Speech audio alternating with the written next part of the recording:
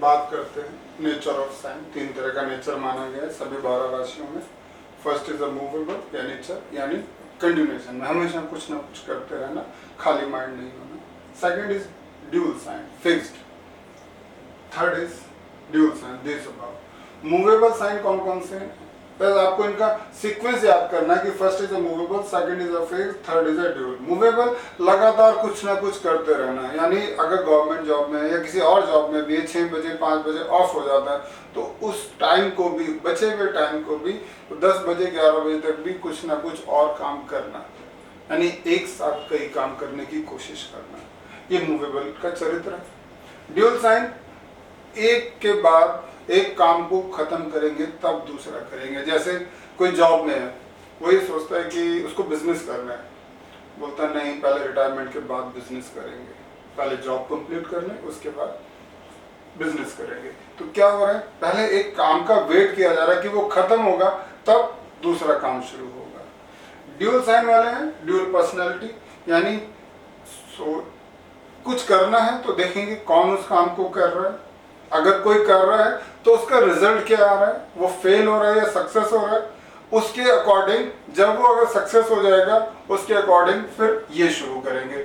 सबसे ज्यादा opportunity miss करते हैं ड्यूल साइन वाले, क्योंकि अगर किसी ने कहीं जॉब अप्लाई किया है और वो सोचता है इसका रिटन क्लियर हो जाए, इसका इंटरव्यू क्लियर हो जाए और ये जॉब ज्वाइन कर ले, तब मैं देखूंगा कि तब मैं सोचूंगा इसके बारे में, पता चलता तब तक डेट ही क्लोज हो जाती है। तो ऐसे इनके साथ बहुत बार होता है और ये बहुत सारे कामों को एक साथ करने की कोशिश करते हैं तो कुछ काम इनसे गलत हो जाते हैं। लेकिन जो फिक्स साइन है, जो एक काम कर रहा है, जिसने एक ही काम की तरफ फोकस किया हुआ, दूसरे काम का वो वेट कर रहा है कि पहला खत्म होगा तब दूसरा करेगा, यानी उसके सारे एफर्ट्स पर्टिकुलर उस एक काम पे लगे हुए, एक प्रोजेक्ट पे लगे हुए, एक डायरेक्शन में लगे हुए, तो यहाँ सक्सेस रेशियो यहाँ पर ज्यादा होती है। ये एक साथ कई काम कर रहे हैं तो कुछ गलत हो जाते हैं, कुछ सही हो जाते हैं, ये दूसरों के माइंड पे डिपेंड रहते हैं। तो कौन कौन से साइन है, इनकी सीक्वेंस को याद रखिए। First is a movable, second is a fixed, third is a dual sign. आगे नंबरिंग कर दीजिए 1 2 3 4 5 6 7 8 9 10 11 12।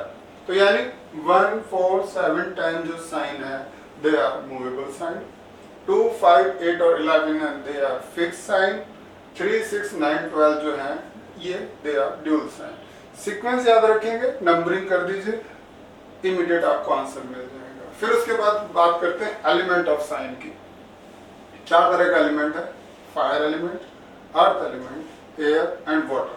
Fire means fire immediate react करना, ये और इनका भी यही सीक्वेंस याद रखिए। नंबरिंग कर दीजिए 1 2 3 4 5 6 7 8 9 10 11 12।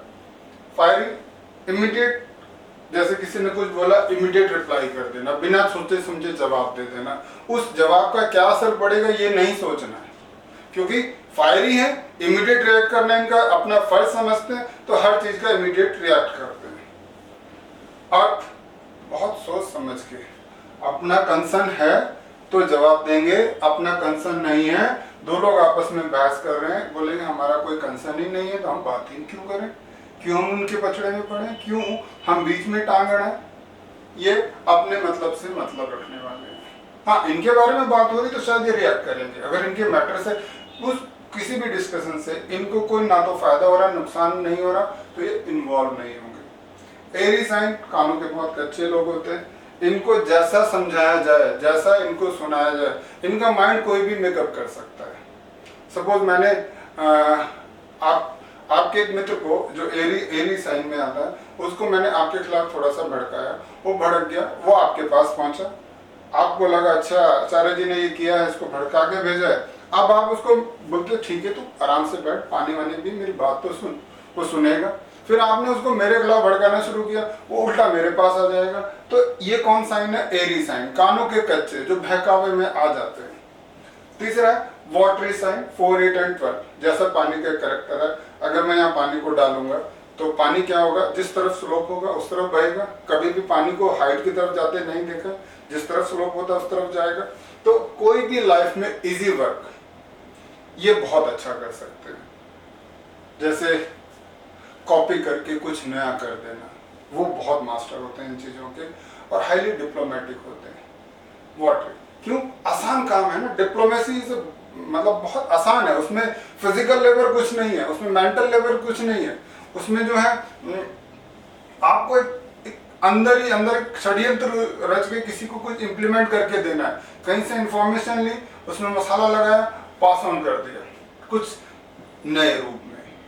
इसके ये लोग मास्टर होते हैं। कोई भी हार्डवर्क बहुत मुश्किल, मैंने कम देखा कि ऐसे लोग बहुत हार्डवर्क करते हैं, ऐसा बहुत कम चांसेस है। फिर रिस्क वाला कोई काम नहीं करेंगे लाइफ में। बेसिकली देखा गया है कि ये 4, 8 एंड 12 वाले को बिजनेस नहीं करते, क्योंकि बिजनेस में तो every day every minute risk होता है। तो बिजनेस करने वाले लोग फायर और अर्थ वाले नेचर के, ना तो एयर साइन बिजनेस कर सकता है ना water sign, they both are service provider. ये किसी की नौकरी कर सकते हैं, लीड नहीं कर सकते। फिर आता है जेंडर ऑफ साइन, जैसे मेल और फीमेल होता है, तो आप मेल लिख दीजिए, फीमेल लिख दीजिए, फिर नंबरिंग कर दीजिए, सीक्वेंस वो सेम रहेगा 1 2 3 4 5 6 7 8 9 10 11 एंड 12। यानी 1 3 5 7 9 11 जो है ये मेल साइन है, 2 4 6 8 10 एंड 12 ये फीमेल साइन है।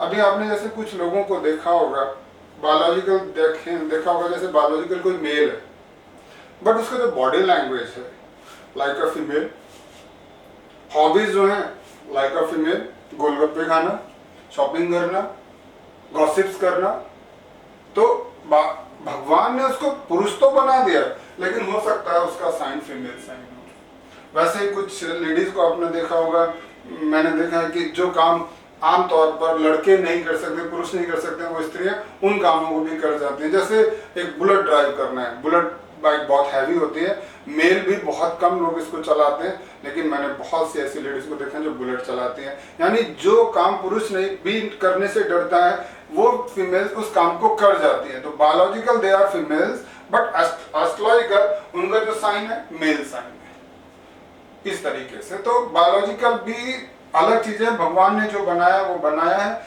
लेकिन यहाँ पर जो है इस तरह से भी बिहेवियर चेंज होते हैं, टेम्परामेंट चेंज होते हैं, रिस्क लेने की पावर भी चेंज होती है।